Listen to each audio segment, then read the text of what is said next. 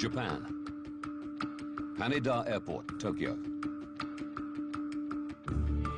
August the 12th, 1985.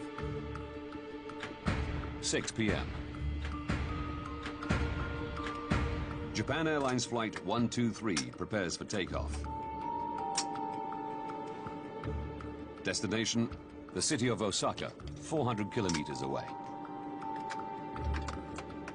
At the controls is First Officer Yutaka Sasaki.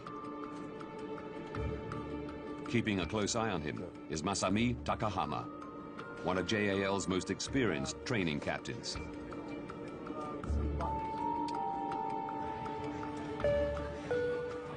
The 26-year-old American Ward Wallach is one of a handful of foreigners on board. My brother Ward became obsessed with Japan while he was studying as an undergraduate. Now a postgraduate student in Tokyo, Ward has embraced Japanese life despite standing out. Ward dwarfed his Japanese friends. To me, he looked like Christopher Reeves. He looked like Superman.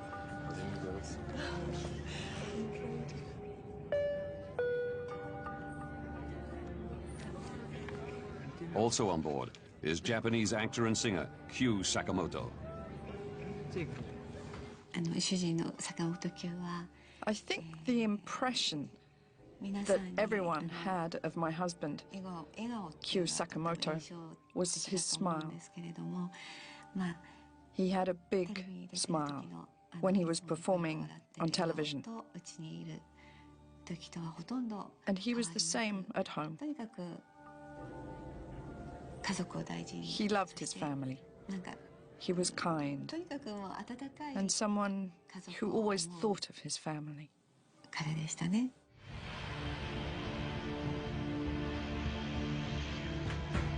6:12 p.m. Haneda Airport Tower gives JAL 123 the all clear to take off. Weather conditions are fine. The crew expect a short, routine flight.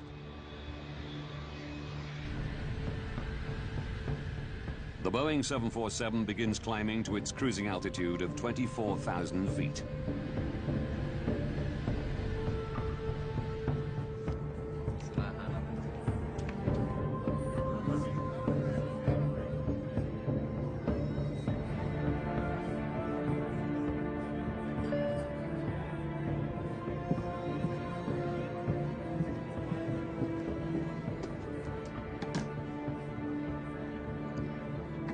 Needs to use the bathroom. Be careful, please. Make it quick. 6:24 p.m.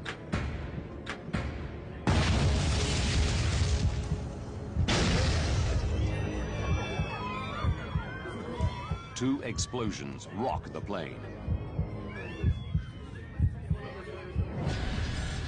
Something exploded. The gears off. Check the gears. The aircraft's flight controls don't respond.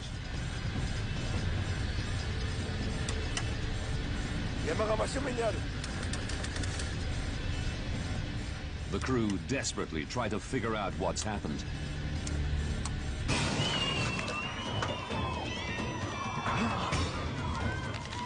Cabin pressure drops.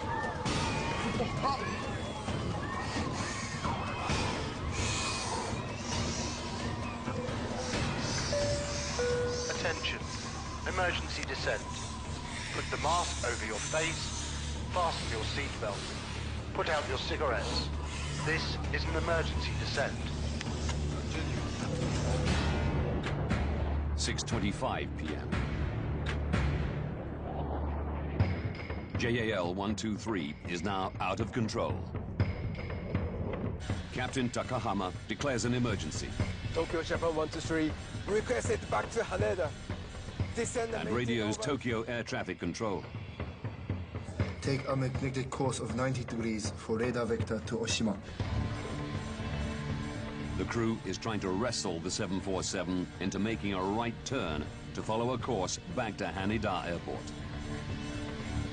Going to right, turn over. But the plane is not responding. Yes, sir. I said don't bang that match. Yes, sir. What's going on?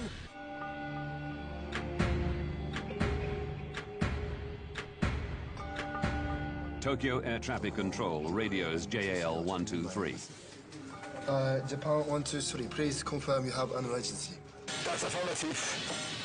What is the nature of your emergency?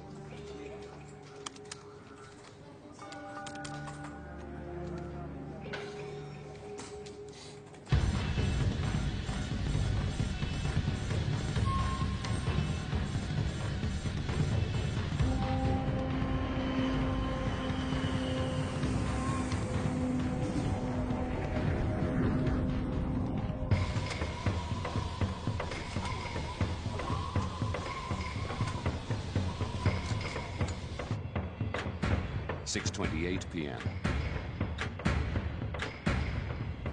Japan Air 123, fly heading 090, radar vector to Oshima.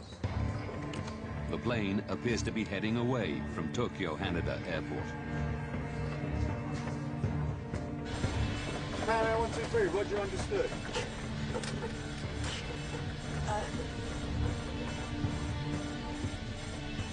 Japan Air 123, uncontrollable.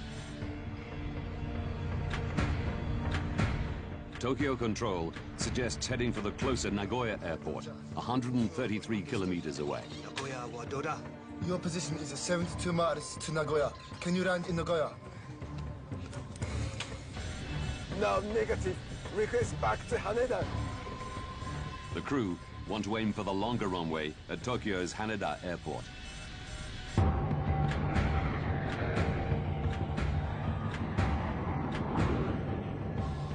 The aircraft is still above 20,000 feet. Passengers are struggling to breathe.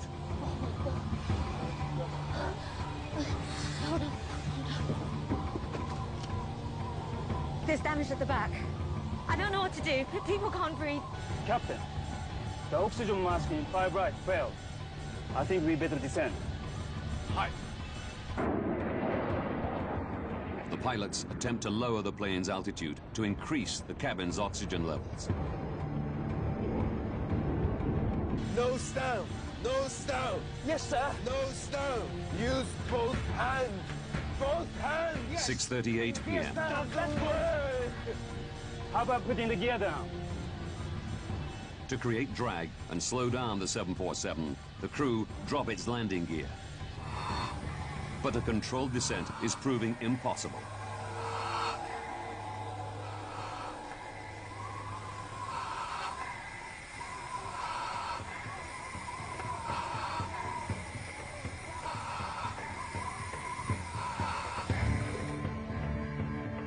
Tokyo Air Traffic Control follows the plane on radar.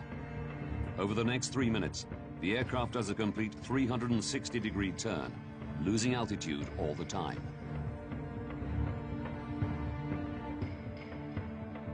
Can you control the aircraft now? Japan Air 123, uncontrollable. Japan Air 123, Roger, understood. Would you like to contact Haneda? Keep it as it is. This may be hopeless.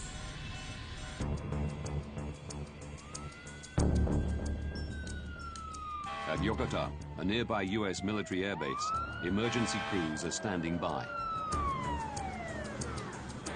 Japan Air 123, Japan Air 123, full approach on guard. Yes, you hear me? Squawk 5423. Oh, this water. Take the gear down. 6:47 p.m.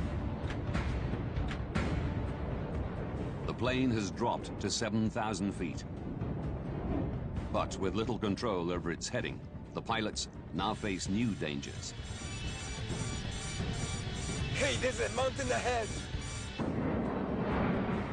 JAL 123 is now miles off course, deep in the mountainous region northwest of Tokyo. Turn right. There's a mountain there. Take control to the right. Right turn. Right turn, that's right. We could hit the mountain. Yes, I know. The crew battle to lift the aircraft out of danger. Left turn. Put the power on. Left turn now. Left turn.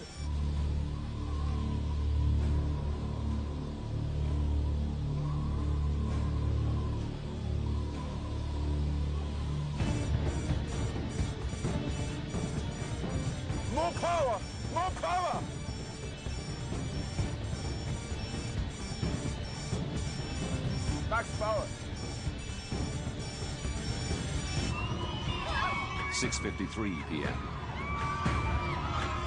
The pilots wrestle the plane up to 13,400 feet.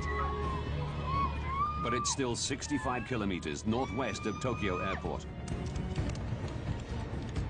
All air traffic control can do is watch. We are ready for your approach at any time and coordinating with Yokota. Yokota available for landing also. Power stop! Flapping now! On board, the plane pitches forward and starts an uncontrolled dive. Power! Power! Flap! Close up. It's the end.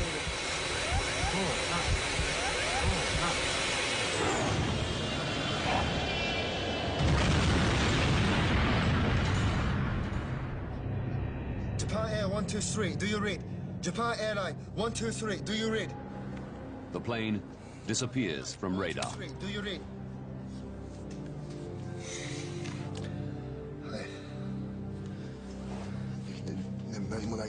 The wreckage of a jumbo jet can be seen scattered across the mountains.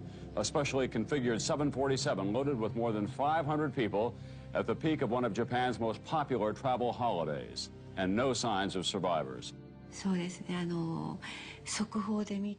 knew from the breaking news that a plane had disappeared from the radar. But I had no idea if my husband was on that plane or not.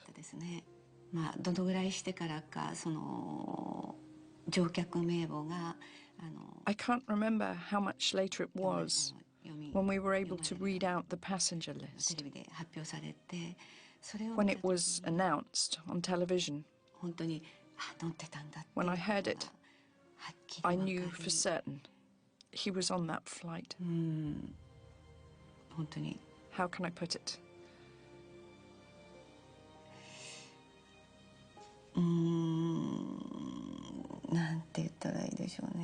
I was aghast.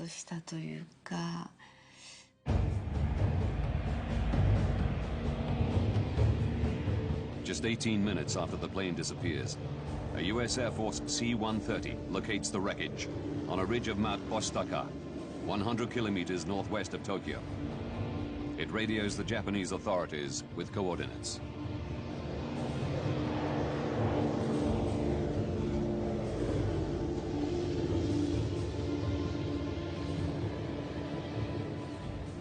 The U.S. offers military assistance.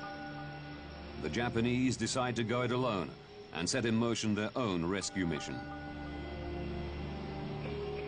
In charge are the Japanese Self-Defense Forces. Yoshihisa Masuda is stationed at a military base in Chiba Prefecture, close to where the plane crashed.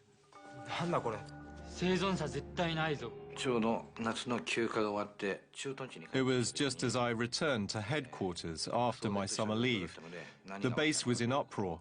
I asked a colleague what was going on, and I was told that the whereabouts of a JAL flight were unknown. The night the plane crashed, the base was put on standby, and people were saying that we were probably going to go out. A Japanese helicopter sent out reports no sign of survivors. The mountain terrain and lack of equipment for nighttime operations slows any larger Japanese rescue effort. It doesn't reach the site until 14 hours after the crash. Miraculously, 4 survivors are found, despite spending a night on the mountainside.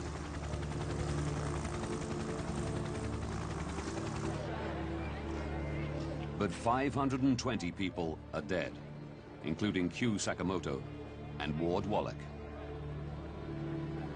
I think when I first heard he was on the plane, there was an air of unreality. I mean, Ward was vibrant, he was young. It's not supposed to happen that way. It was unreal.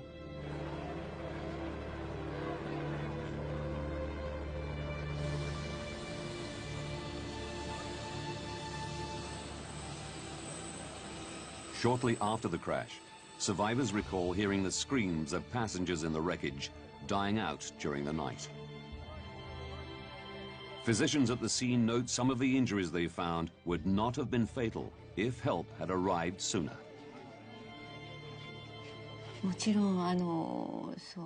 Of course, I found out afterwards that rescue operations were not carried out at the site straight away on the day.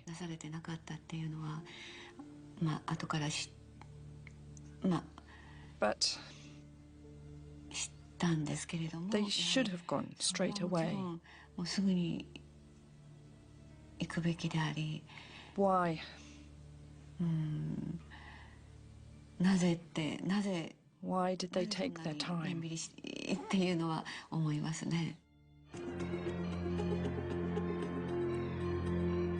Now, by rewinding the events and going deep into the official investigation, we can reveal what lay behind the deadliest single air accident in aviation history.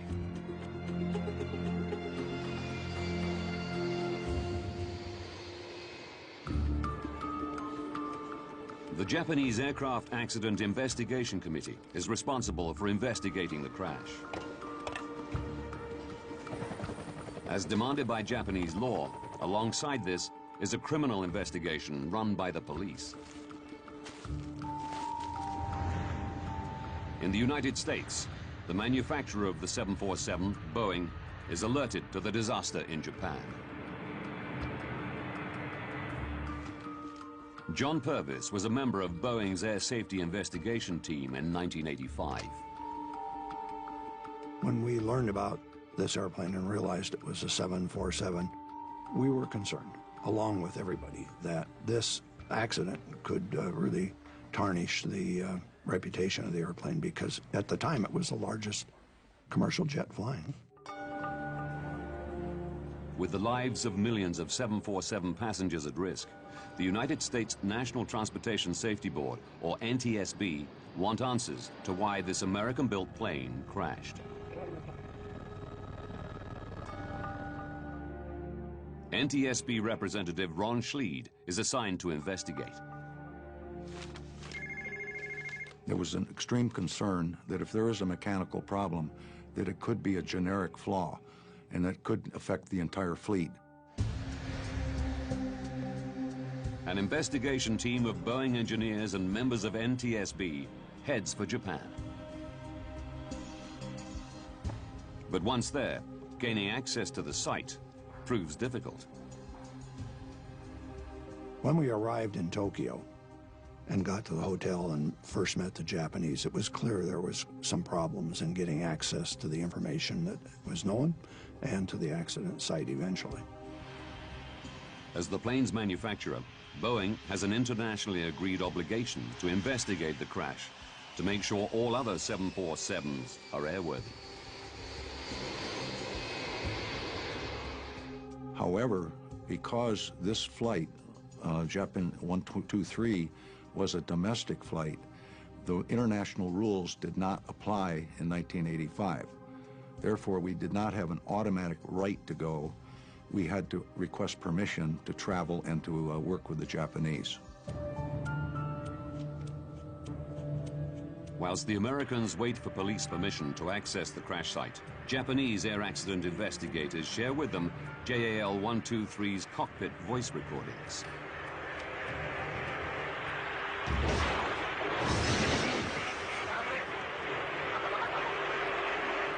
We could hear an explosion on the voice recorder. In fact, there were two loud explosions, one right after the other.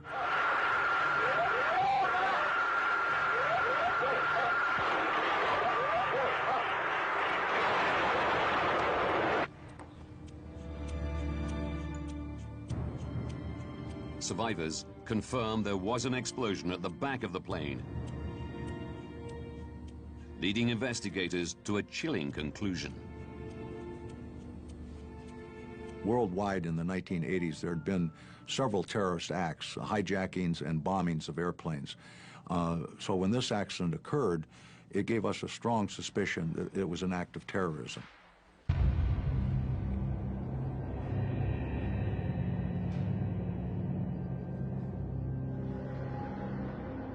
we were very highly suspicious that this was a bomb.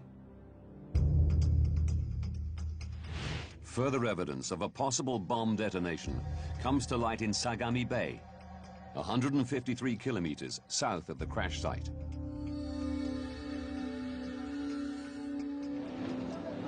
Japanese sailors discover a large piece of the plane. One of the early things we were showing was the vertical fin, or the tail of the airplane, which had come off over water south of Tokyo, right under the flight path of the airplane. And it indicated that the airplane had had a catastrophic problem well before they ever got to the accident site. A photograph taken during the last minutes of JAL 123's flight confirms investigators' fears. It clearly shows the tail fin is missing. It was, very clear that something unusual had happened. And again, this added to our conjecture that this could have been a bomb. 5 days after their arrival, the American investigation team is granted permission by the Japanese police to access the crash site. Makeshift helipads mean helicopters can now land on the remote mountain ridge of Mount Osaka, north of Mount Fuji. It was chaotic at the top. Helicopters coming and going and coming and going continuously. The investigators begin searching amongst the wreckage for JAL 123's major structural components. One of the things you do as an investigator is you first look for what we call the four corners of the airplane. Where's the nose? Where are the wingtips? Where's the tail? A few meters down the ridge, they find remains of the aft pressure bulkhead, or APB.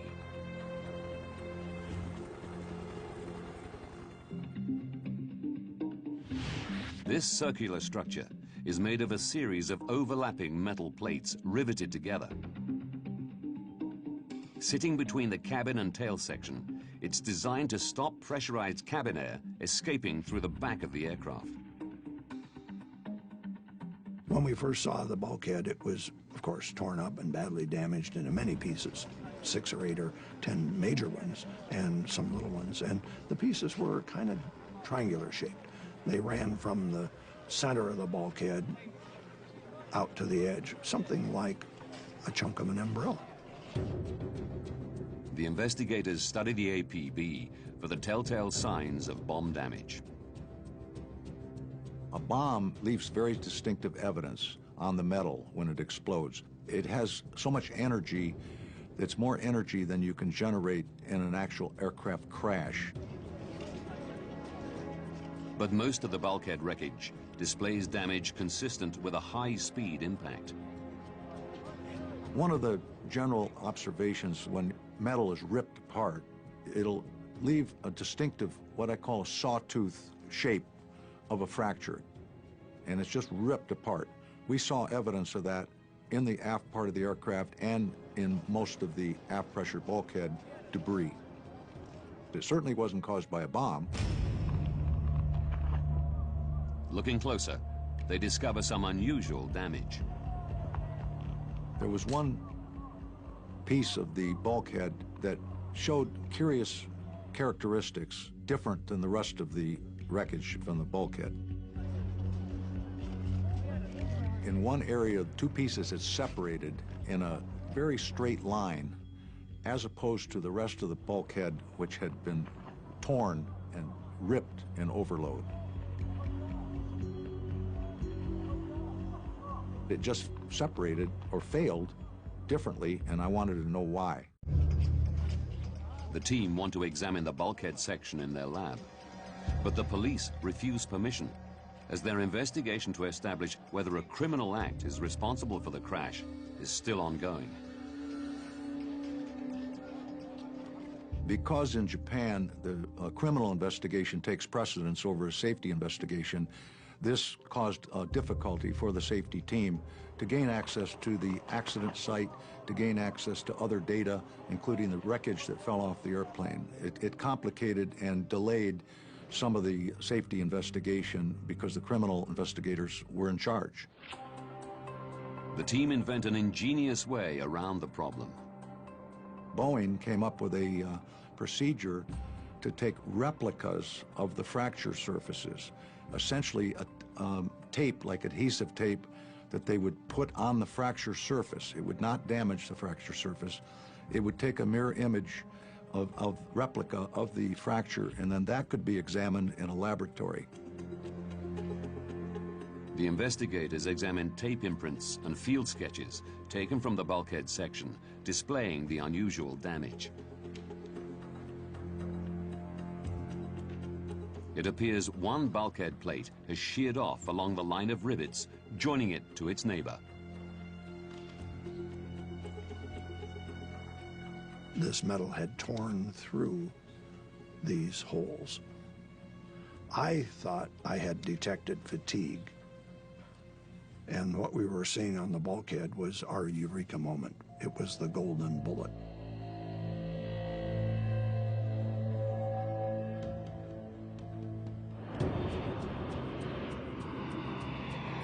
Having detected the telltale signs of metal fatigue, the investigators now need to know what caused it.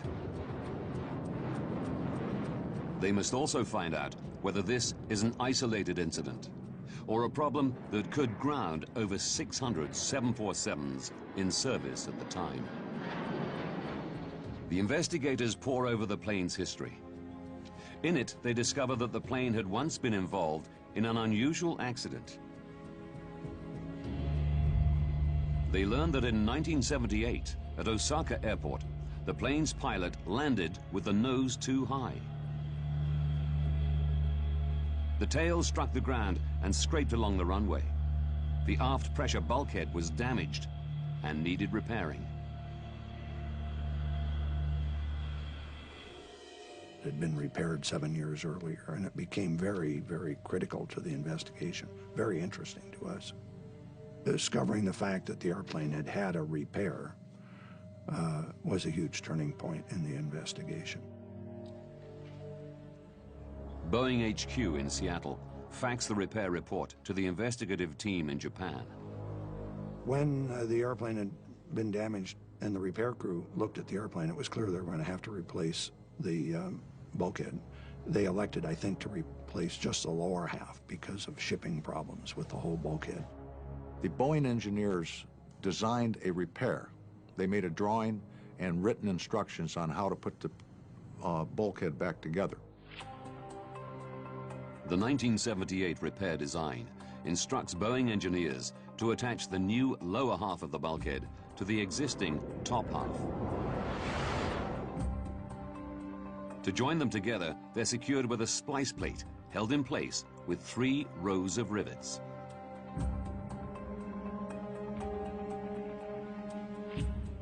As the unusual metal fracture sheared off along the line of rivets, the investigators' suspicion falls on the join between the splice and the bulkhead's 2 halves. The team calculates what would happen if the repair used fewer rivets than required.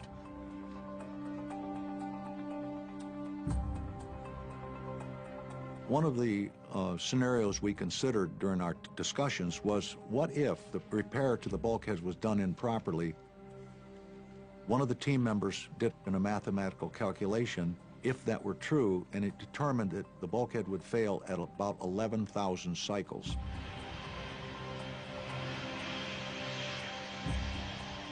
Remarkably, the plane had performed 12,319 takeoff and landing cycles since the repair, very close to the predicted number. It's a breakthrough moment. A faulty bulkhead repair could be behind the world's deadliest single aircraft crash. The investigators now need hard evidence to back up their theory. Japanese police again grant access to the crash site, so the team can examine the wreckage in more detail. So we went right to the area of the pressure bulkhead that had what I considered a curious-looking fracture. We discovered that the repair had not been done as designed. In the process, they had had a place where they had to put in the splice plate, and it had been done wrong. The investigators discover the splice plate from the wreckage is an incorrect size. It appears that to make it fit, the engineers deviated from the repair design. The splice plate, in fact, had been cut into two pieces. The narrower section was fixed with a single row of rivets. The wider section of the splice was fixed with a double row.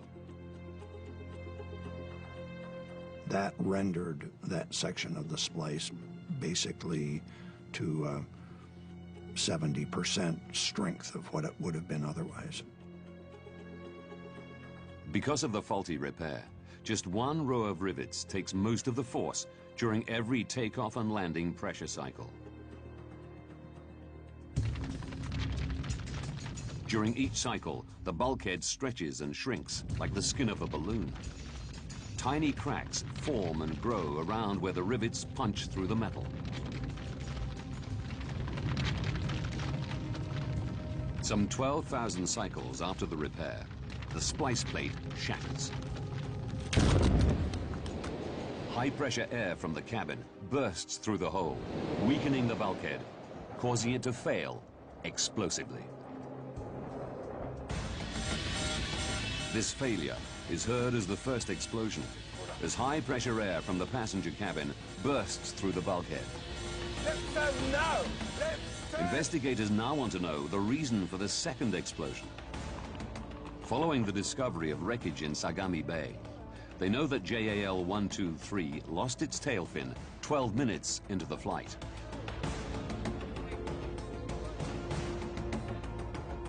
Revisiting the flight recorder, they realize this is around the same time that both explosions are heard, leading the team to an astonishing conclusion.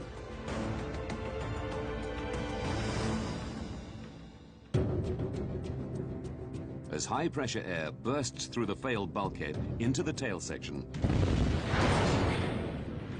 it blows the tail fin clean off. During the design of the 747, we didn't anticipate a vertical fin coming off or a pressure bulkhead blowing out, and it just wasn't something that was anticipated to happen.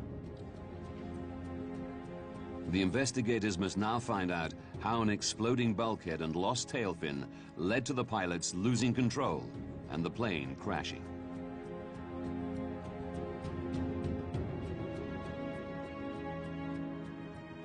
Air traffic control tracked JAL 123 meandering deep into the Kanto mountain range, away from Haneda Airport in Tokyo, and recorded the plane repeatedly losing and then gaining altitude.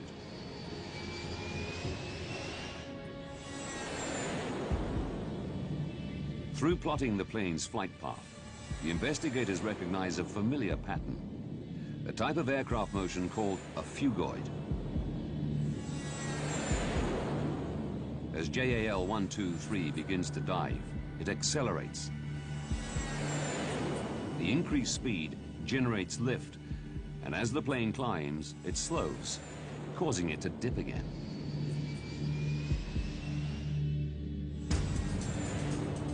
The investigators know this phugoid motion is indicative of an aircraft with inoperable control surfaces.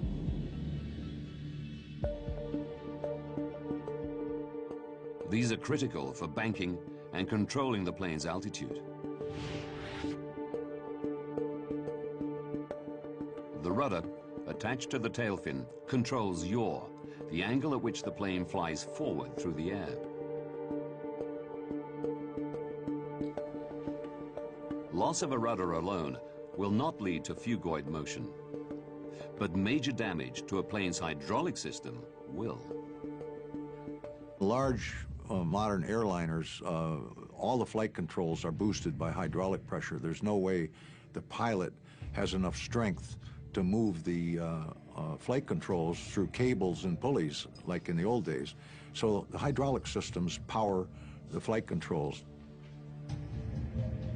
The team realized JAL 123's hydraulics were critically damaged during the bulkhead's explosion. To get the 4 hydraulic systems up into the vertical fin and to the rudders, all 4 have to go up there. And that means they have to run through the pressure bulkhead to start with, and they have to run up into the vertical fin. As the tail fin rips off, it severs critical hydraulic lines. The aircraft is paralyzed. Once they lost the vertical fin and the hydraulic systems, the pilots were only able to minimally control the airplane with engine power. The airplane continued to fly in circles, up and down, virtually out of control. This explains why the plane flies in a phugoid motion. Why the crew have extreme difficulty controlling the plane's descent. No! And why it cannot turn back to Haneda Airport and instead descends deep into the Kanto mountain range.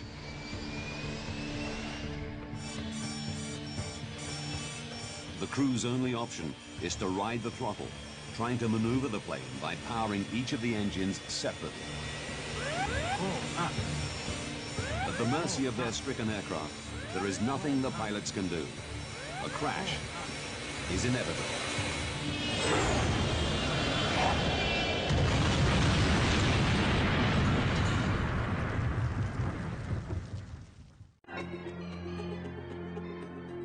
Having delved deep into the investigation, we can now reveal the events that caused the worst single aircraft accident in aviation history.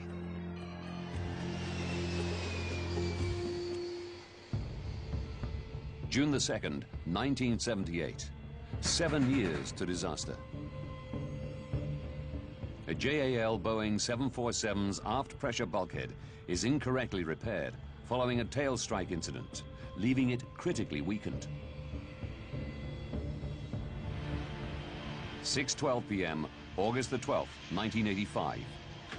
44 minutes to disaster. The same JAL plane takes off from Haneda Airport, Tokyo.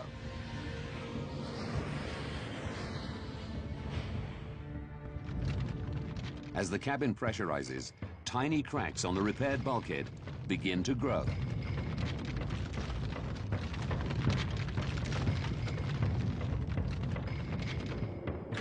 "32 minutes to disaster.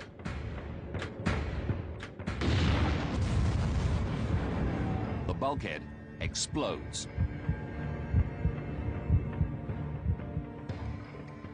Pressurized air blasts into the plane's tail section, ripping off the tail fin and severing the hydraulic lines.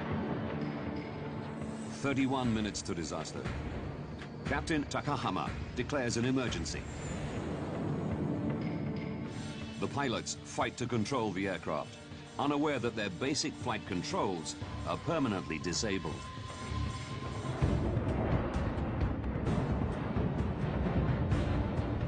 The plane climbs and dips. The pilots struggle to maneuver with engine thrust alone.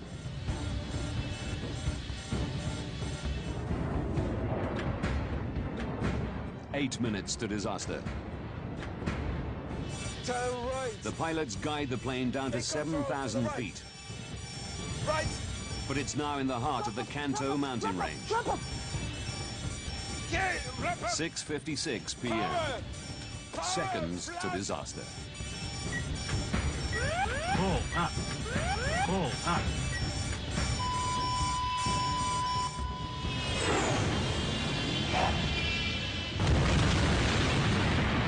But the tragedy isn't over. Testimony from one survivor reveals that others also survived the impact.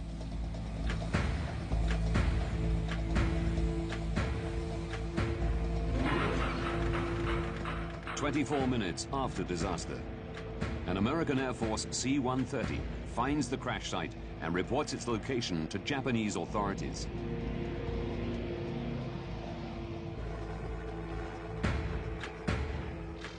hovering Marine Corps helicopter offers to drop 2 men onto the mountain. But just a minute later, an order comes through demanding they return to base. 9 a.m., 14 hours after disaster, the first Japanese rescuers arrive on foot at the crash site. How many more passengers could have survived if U.S. forces had been allowed to land becomes a focal point for bereaved relatives. To this day, there is no clear understanding as to who declined U.S. help. No one in the Japanese self-defense force admits to ordering the U.S. crew to stand down. But in response to the crash and subsequent fallout, the Japanese self-defense forces did purchase helicopters and equipment designed for nighttime operations in mountainous terrain.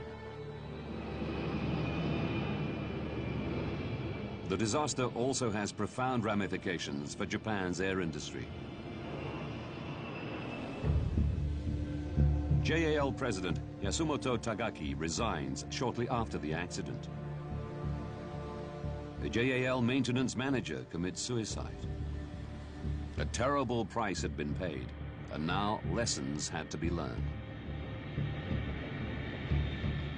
One of the things I got out of this accident investigation was that the accident really was preventable if the engineering work on the repair 7 years before the accident had been scrutinized a little more carefully and done properly. The accident wouldn't have occurred. Boeing confirmed an incorrect repair caused the failure of JAL 123's bulkhead.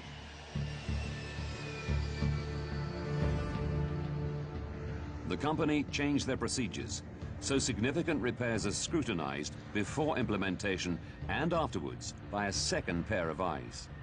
Regular checks are made to detect any signs of metal fatigue. To reduce the vulnerability of the 747's hydraulics, a valve was added to the line controlling 2 of the plane's elevators and the lower rudder. If this line is severed, some control should still be possible. I think this accident taught the aviation industry a lot of lessons, things about airplane design and maintenance. It was really an important step in improving aviation safety around the world. JAL admitted no liability for the crash, but offered to pay compensation. 90% of the victims' relatives settled with the airline without going to court.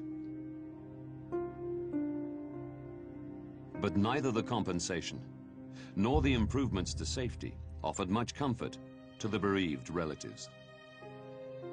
There was a sense among, I think, all the victims, but certainly in my family, that this was wrong. That what happened was avoidable.